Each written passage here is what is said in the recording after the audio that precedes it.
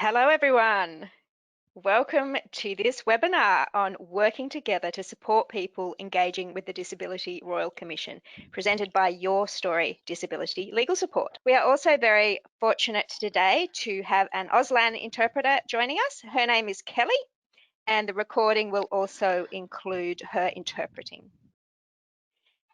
Before we begin, we would like to acknowledge the traditional custodians of the land that we are broadcasting from today and pay our respect to elders past and present and extend that respect to any Aboriginal or Torres Strait Islander people listening today. My name is Natalie. I'm from the Legal Aid New South Wales Community Legal Education team, and I'm joined today by Rachel, who's a lawyer in the Your Story Disability Legal Support team. Hi, Rachel. Hi everybody. Rachel and I just would like to point out, not to be sound too much like lawyers, but today's webinar is legal information and not legal advice. But if you do have specific questions, we will definitely be telling you how to go about getting answers to those later on. So what this webinar is about is, you can see on your screen there, this workshop is about Your Story Disability Legal Support resources to assist disability advocates. We're also going to talk about how to spot Royal Commission related legal issues and use our referral checklist. And the topic of our webinar is how can we work together? So whether you're a disability advocate or community worker, this is all about how we can work together with the disability legal support, Your Story Disability Legal Support, and working with you in the Royal Commission. So I'm going to hand over now to Rachel, but before I do, we've got a really quick poll just to get a bit of an idea of what your experience is at so far with the Disability Royal Commission. So you should be able to see on your screen, there's a really quick poll. Have you assisted a client to share their story with the Disability Royal Commission? Yes, no, not yet, or you're not sure. Okay, I'm just going to close that and share that with Rachel. So some people are also using the chat and saying no, not yet. And I'm going to share that result with you. So Rachel, you can see that about a third, 37% of people have already assisted a client to share their story and 63% not yet. So this will be really useful, I guess, for all those people. So thanks very much, everyone. Sure. And Rachel, I'll hand over to you. Okay, so as many of you may know, Your Story is an independent national legal service supporting people who want to or are thinking about engaging with and telling their story to the Disability Royal Commission. What do we do at Your Story? Primarily, we provide legal advice to empower clients to choose whether and how to safely share their story with the Commission. Also, on a client's instructions, we can talk to the Royal Commission to facilitate safe engagement. This may be liaising with the Commission about obtaining a notice to produce or a private session. We can also identify non-DRC legal issues and link a client with other lawyers. So, for example, if a client has a discrimination law or a housing law matter, then we can locate a lawyer who works in that area and link that client to them so that they can get that advice. Generally, the support that we do provide is discreet and short term. However, we certainly welcome clients coming to us as many times as they need for us to provide advice. Not everyone will need advice from a lawyer, but if they are concerned about anything, then it's useful to get that advice at an early stage. So talking to clients about your story. We understand that some clients are reluctant or worried about talking to a lawyer and getting advice. So we have developed two resources that you may have seen prior to this, and we hope that you may find these resources useful to talk to clients about the role of your story and how we fit in and how we can assist. What the resources are is an animated video and a flipbook. We also have a number of fact sheets and self-help resources, such as ideas for preparing a submission, that are available on our website. Our website, including the frequently asked questions, is equipped with the browse aloud translation tool so that you can listen to it or translate the content. Our animated video is 1.5 minutes long and is on the front page of our website. It provides an overview for what getting legal advice from your story looks like, and it's a useful, quick way for clients to really understand the role of your story and where we fit. So I And Rach, understand that we're going to attempt to play it now. So we'll see how we go. Sometimes, people with a disability have been hurt, treated badly, refused help, or taken advantage of. This is wrong, and the Disability Royal Commission has been set up to look at this. Your Story Disability Legal Support is a free legal service. We are independent from the Royal Commission. We can answer your questions about sharing your story with the Royal Commission, like: how can I share my story? How can I keep my story private? Can I name the person or organization that hurt me?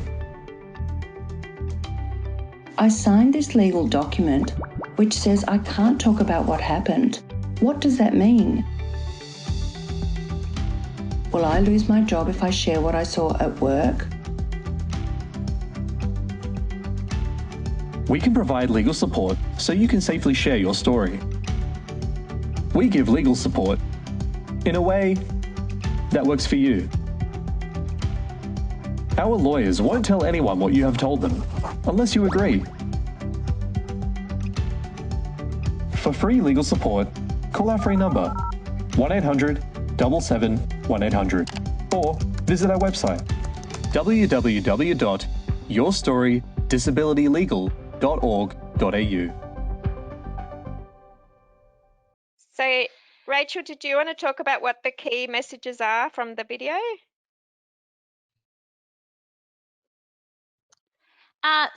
So some of the key takeaways from the video are that your story is a free legal service to support people to share their story with the Disability Royal Commission. We're independent, where it's a confidential service. So when you talk to us, we keep what you say private. Talking to a lawyer does not mean that you're in trouble, and your story can support you to decide how and if you engage with the Royal Commission. So we certainly encourage people to play that video for clients, or alternatively direct them to the website so that they can watch it themselves. Our other resource that I mentioned was our Flipbook. Our Flipbook is in comic form, and it contains 4 stories of individual people with disability and works through 4 different options of sharing stories with the Royal Commission. It's another tool that you could use when talking to clients about the DRC and about your story. So in the Flipbook, each person comes to your story to talk about their concerns about sharing their story, and they receive legal advice and support. In Samir's story, he wants to talk about his experience about a time that he went to hospital and did not receive adequate medical treatment and was exposed to risk. He talks to a Your Story lawyer and gets advice about how to make a submission and some advice about naming the name of the hospital and the doctors who are involved. In Sarah's story, she wants to talk about living in a group home where she was restrained. She wants to keep her story private. She talks to a Your Story lawyer about private sessions and the legal protections there. In Kim's story, she wants to share her story about being paid less by her employer, even though they do the same role. She needs legal advice as she signs a legal agreement. She receives some advice about notice to produce. And lastly, in Joe's story, he comes to Your Story for advice about publicly sharing his experiences of the accessibility problems and issues that he has faced, and he gets advice about a community forum. So as you can see, each of those stories cover different options, and it's a really useful way to discuss the different ways that clients can share a story and how legal advice could benefit them. It's worth noting that since March with COVID, the Royal Commission has stopped community forums. They also briefly suspended the private sessions between March and June. However, those have now resumed virtually by audio or video link. The Commission have said that they intend to continue private sessions this way for the rest of 2020, but hope to resume in person next year, COVID permitting, of course. Submissions continue to be accepted. So the Flipbook is available on our webpage. It has audio and it's also available in PDF, and it has a HTML transcript with visual description available. There's a tip sheet for using the Flipbook and the video on our website as well under the resources tab. Key messages are really that everyone's story is really different and there's different ways to share your story, and Your Story is here to give advice and support in relation to that. Thanks, Rachel. And also, there'll be a link to the Flipbook and to the website in an email that you will get 1 hour after the webinar. So you'll have the links there. The next section Rachel will be talking about is, does my client need legal advice? Before we go on, does anyone have any questions about Your Story disability legal support? Any questions you have, please just type them into the question panel and we'll ask Rachel at the end. So thanks, Rachel. I'll change the slide and sorry about that. There we go. So we understand it's hard to identify at times when a client may benefit from or when a client may need legal advice. Not everyone needs legal advice. However, if there's concerns, it is useful to get advice early. For some clients, legal advice may inform whether they need to take additional steps or get some extra information before they share their story. So, for example, a client who is sharing a story on behalf of somebody else or about somebody else may need to talk to that person first.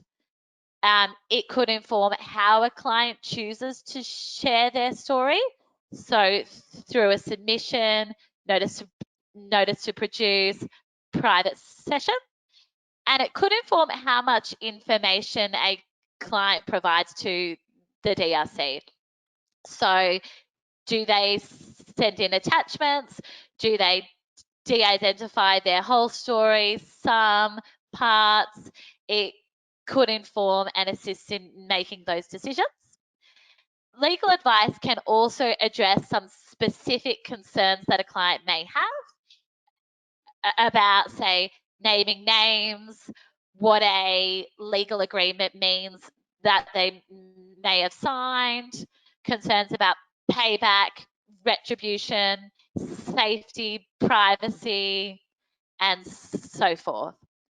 So legal advice can also inform a client's decision about whether or not they do engage. So, for example, if a client has concerns about safety or so forth, understanding the options and protections available may assist in terms of whether they engage, and if so, how. Some other examples of when legal advice may be useful is for young people. So young people may want to have a chat to us about if their story is public, how may that affect them in the future, what happens to the story after the Royal Commission is over. If you're telling someone else's story, so you should get their permission to do so if you're planning on identifying them in your submission. There can, however, be different submissions made about the same event from different people with different perspectives. So, for example, a parent and a child can talk about that child's experiences at school. The parent can talk about their experience, and then the child can talk about theirs, rather than the parent talking on behalf of that child. So that's an instance when you may want to talk to your story. If the Royal Commission approaches someone to share their story at a public hearing, that's another way of engaging, and that's most often initiated by the Royal Commission or by solicitors who work with the Royal Commission. So if you hear that the Royal Commission have approached somebody about appearing as a witness, then it's a good idea for them to get some independent legal advice, and your story can certainly provide that. Lastly, with advocates, so in some cases, advocates may want to make their own submission about some events or something that has occurred with a client. This may happen in instances where a client has since passed away, and in those instances, you can make a submission if you don't have the client's consent. But in terms of de-identifying how private that is, that's something that your story can talk to you about as well. So when thinking about possible legal issues that may arise, we thought it was useful to develop a legal referral checklist to assist support workers and advocates to identify potential legal matters that may arise when working with clients who are considering telling their story. And the legal checklist is attached to the webinar, and you're welcome to download that and use that in your work. So our legal referral checklist not only helps you identify legal issues, it helps us provide a more tailored advice. So if we know that you have a client who is particularly concerned about, say, some legal action that was in the past, then our legal advice can really focus on that and about providing that tailored advice to that client's specific circumstances. Details on Rachel, how to use our checklist are included at the end. I might just Yep. interrupt you with a couple of questions that we've got from people, if that's okay. Sure. So one of them is coming back to legal advice, just to explain words you used. What is a notice to produce? So in the usual course, sending in your submission is voluntary. A notice to produce is in effect when you ask the Royal Commission to ask you for your story, making it no longer voluntary.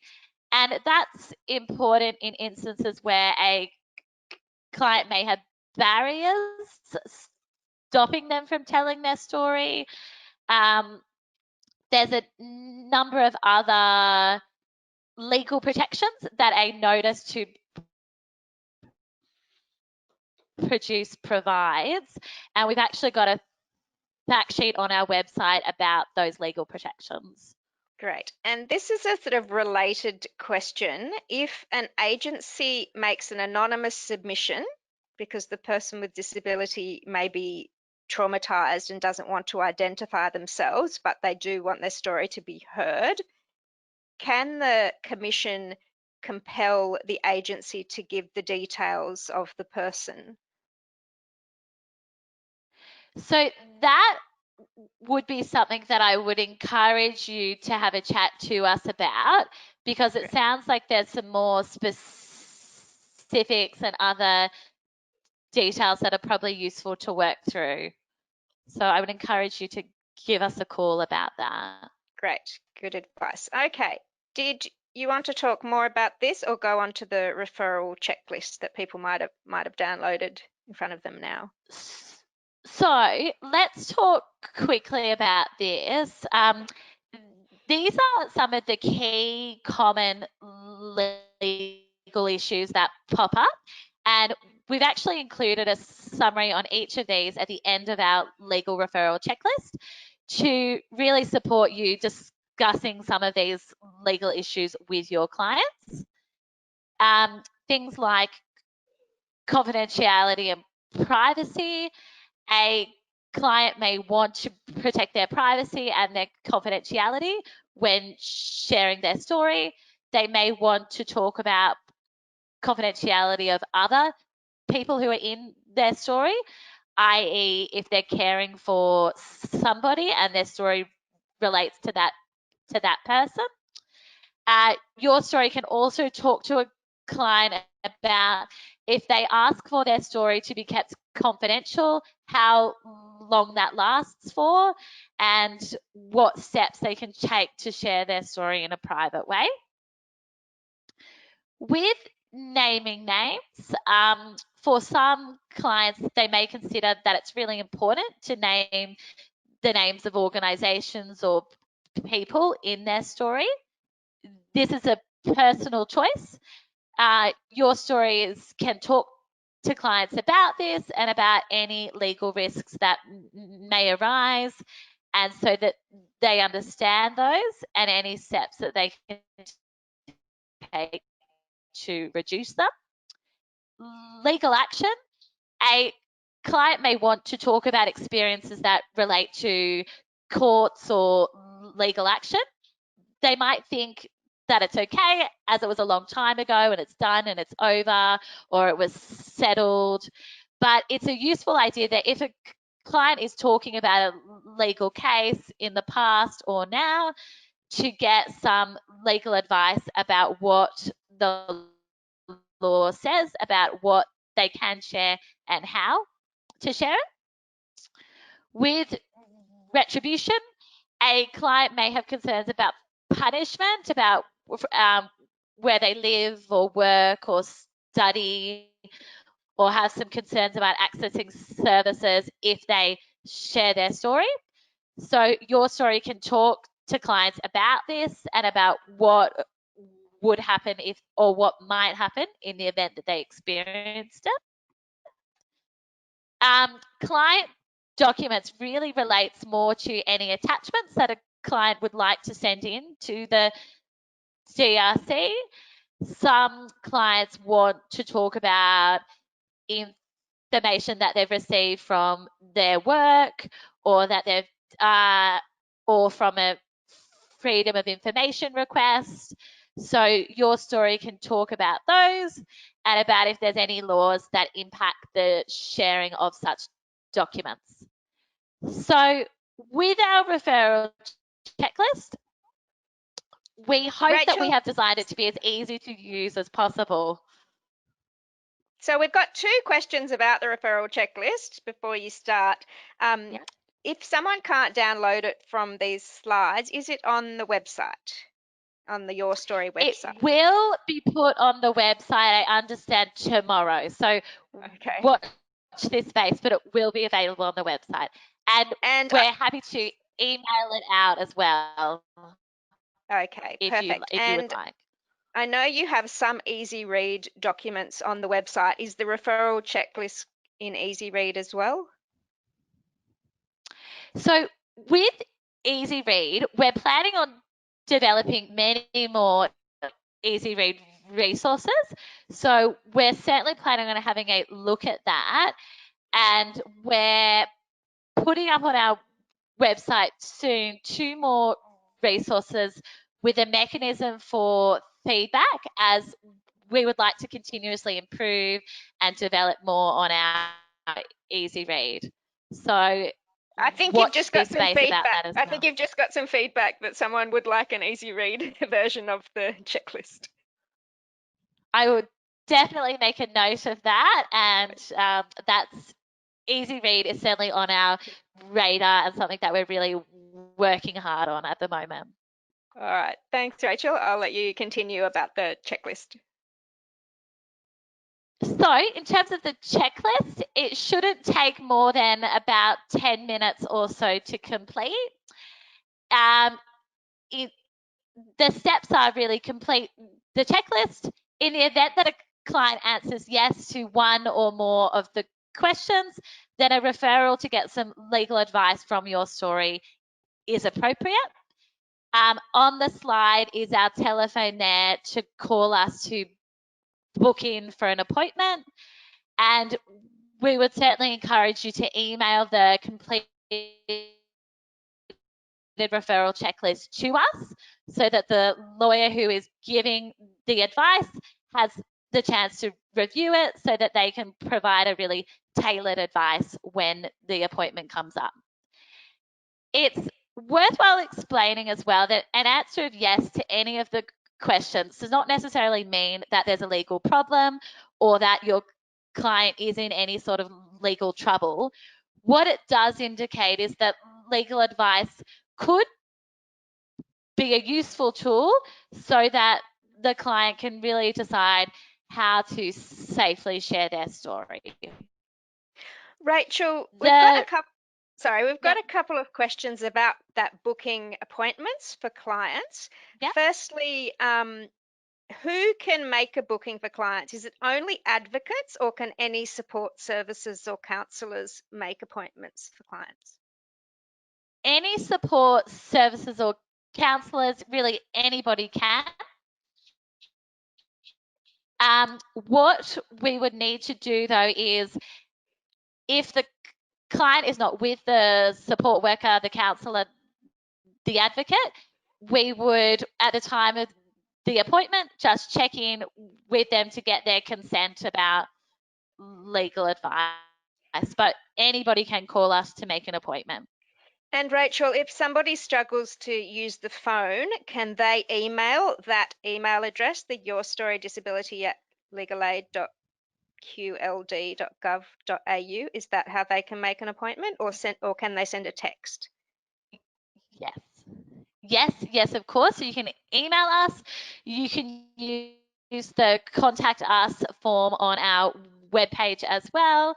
I understand that that's used quite often. So there's also, you could use the National Relay service. So there's plenty of options. It's not just that telephone. Yep. Certainly And we're encourage you to talking email if that's easier. We're talking more about how to contact at the end of the webinar as well. Thanks, Yeah. Rachel.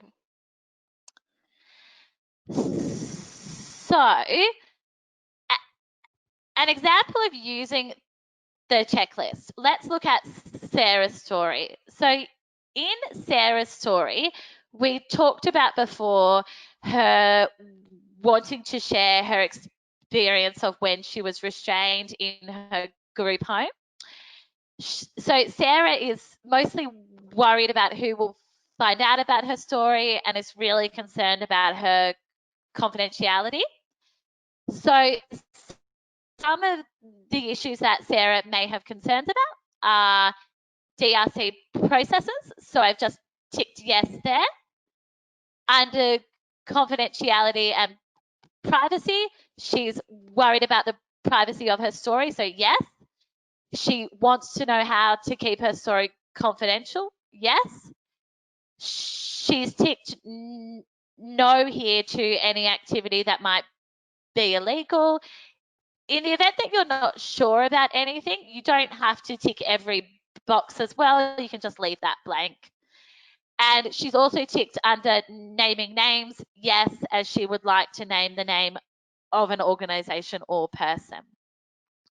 So what's really useful about this checklist is that it gives the lawyer who is providing the legal advice an insight really into what Sarah's main concerns and worries are, so that they can then tailor their advice accordingly and really work through and focus on those key matters that Sarah is most concerned about.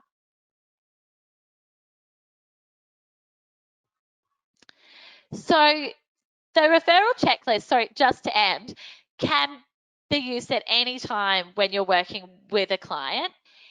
If you'd like to send a copy of your client submission to us for review, then we really encourage you to complete the checklist as well and then send it to us one day before the appointment. And what that will do is really help the Your Story lawyer understand the particular concerns. And so when they review the submission, they'll have those concerns and issues in mind. Thanks, Rachel. So now let's talk about us working together. Yeah. Unless anyone has questions. Not at this stage. We'll definitely have time for questions at the end, so I'll let you keep going with how we can work together. All right, sure. So we understand that we have a common goal of supporting clients to safely share their story with the DRC. And we know and understand that there are barriers here. And we're constantly looking for new ways to develop new resources which will assist clients and you understand legal issues that may impact how they share their story. Other than what we've talked about today, we also have on our website some general resources and ideas for preparing a submission and some other general legal information. We've got some answers to frequently asked questions, and we've got a poster for Aboriginal clients about your story. We also have a document that explains our resources and when they might be useful that we're happy to send to you if you'd like as well. We also have a YouTube channel where you can find our video, and there's 3 online captioned webinars that are on there. This one will also land on there once captioned.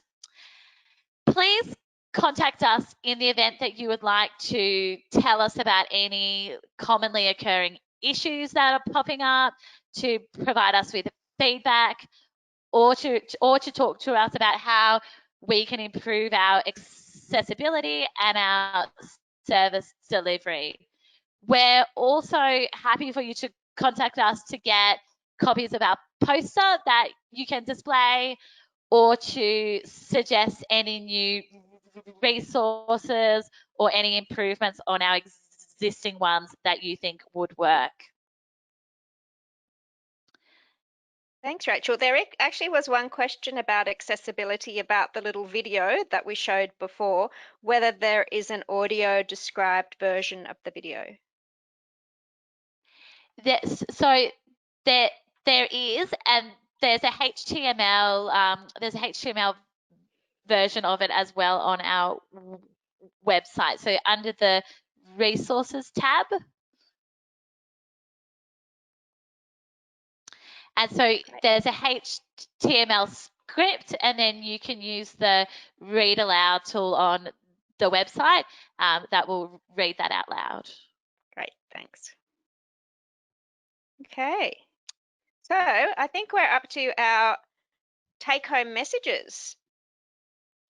So some quick take-homes. There's no wrong door. So if a client has concerns or has some worries or just really is not sure, you can call us. Remembering though that not every client needs legal advice.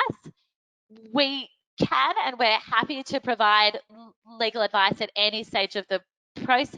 So whether that's a client who is considering engaging, is halfway through engaging, or is more at the end of engaging. There's also no limit to the amount of times that we can talk to clients. Look at our website for some of our resources, and that link is there on the screen. We encourage you to use our legal referral checklist as well, and to let us know any comments or feedback you may have on that, as it's a new resource. That's great, thank you. And finally, Rachel, what are the different ways? We started talking about this before, but how can people contact your story? So you can contact us via telephone on 1800 77 1800. You can contact us via our website that's got a contact us form. You can send us an email. You can contact us using the translating and interpreting service or the National Relay service, and we're available to people with disability, carers, support workers, counsellors, advocates. The list goes on. Thanks, Rachel. I'm going to leave this slide up because it's got the website and the phone number on, but now we are up to question time. So the timing has been great, Rachel, well done. And there are already a few questions coming in. So are you happy if I just ask you those now? Sure. Okay. So one question is around, would you accept stories? I'm not sure if that's the Royal Commission or your story, but would you accept stories that may have been taken to lawyers before? So there's lots of clients who have had involvement with lawyers before, court proceedings. So we're certainly happy to talk to those clients about the ways that they can safely share their story. Talking to us is confidential, and we're lawyers as well, so it's not putting the client at risk by having a talk to us to get some legal advice about that. Okay. This is another question about a notice to produce, and this one might be one that the person should be contacting your story as well. But if with notices to produce, do the advocates still submit the submission once advice has been obtained? I'm not sure I quite follow. Is that enough information for you, Rachel? In the event that you were to get a notice to produce, you would wait until you actually received it before then sending in your submission, because what that notice does is it's compelling your submission.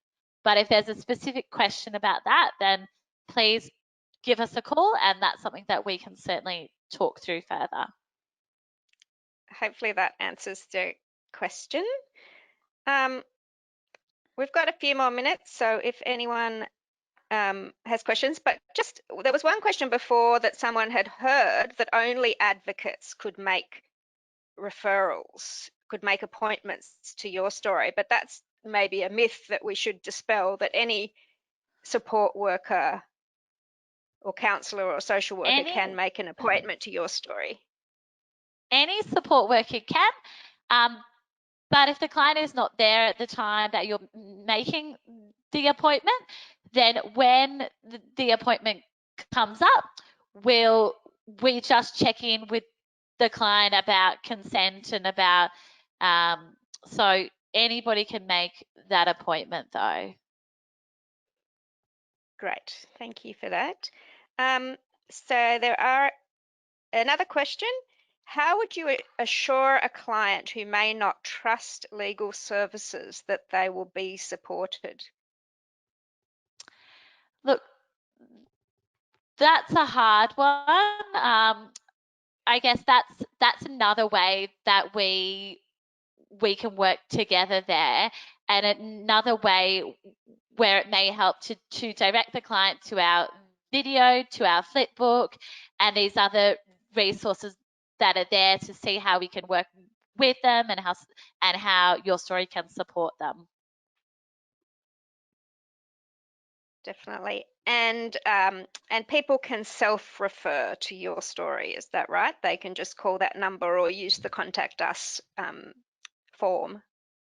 Yes, most definitely. So you don't need to have an advocate or a support worker. You can ring that number yourself in the event that you would like legal advice.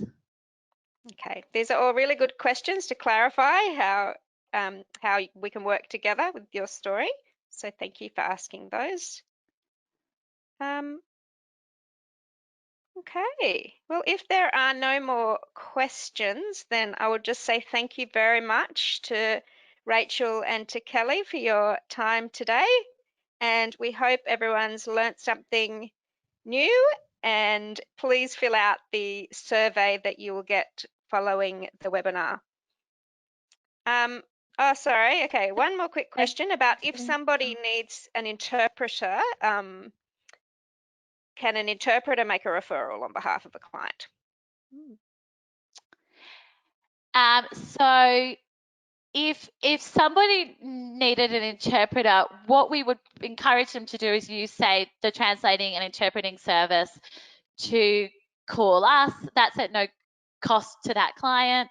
So rather than an interpreter making that appointment on behalf of the client, we'd certainly encourage the client to contact us using one of these different ways, and then we can arrange a time to talk and link them in with an interpreter for that appointment as well.